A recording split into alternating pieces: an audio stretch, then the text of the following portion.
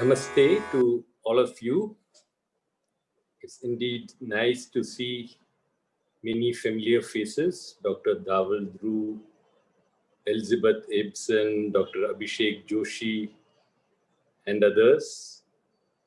I believe that this has been truly a festival for the last 1 month celebrating Ayurveda.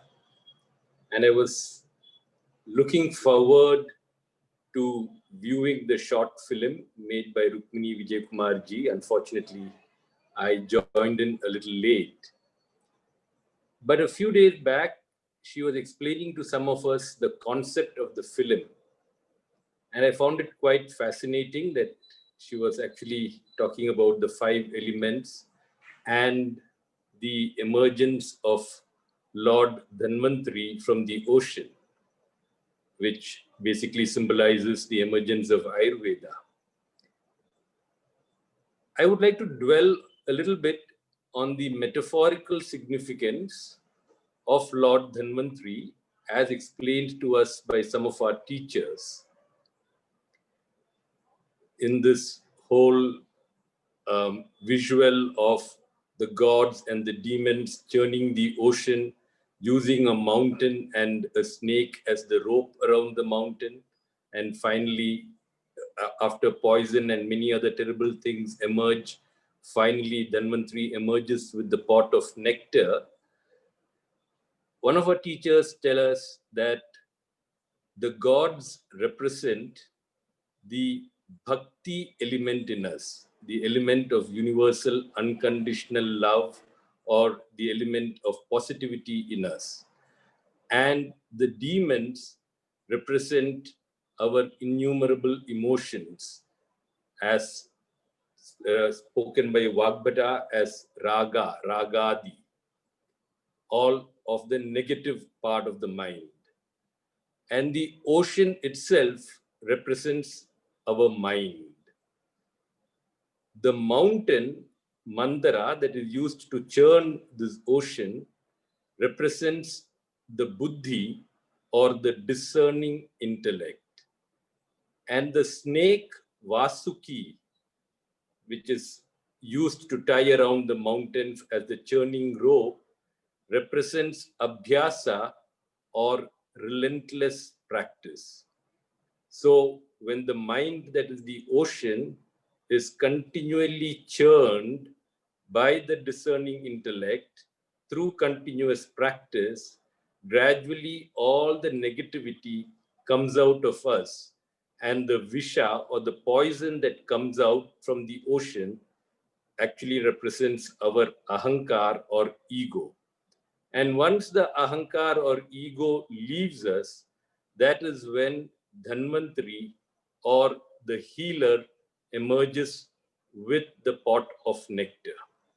So the healer in each one of us is awakened only through this process. As the Srimad Bhagavatam will say, avidya, aviveka, and ahankara. Ignorance, absence of the discerning intellect, and the ego.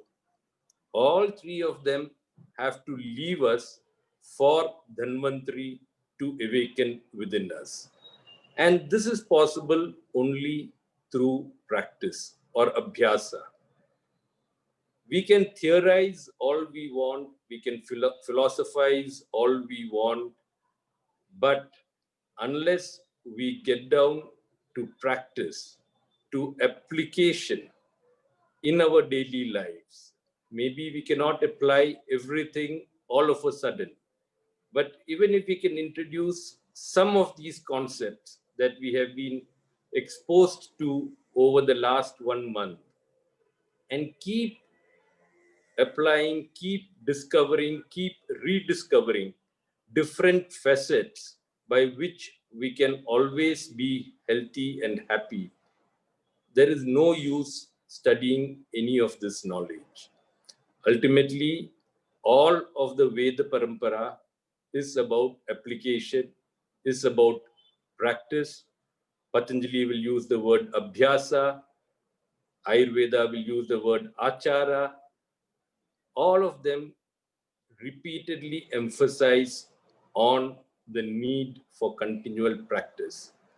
So if this Ayushman festival has inspired at least a few of us to delve deep into at least some of the practices over the next few weeks, months, years, then I would think this festival has really been a success.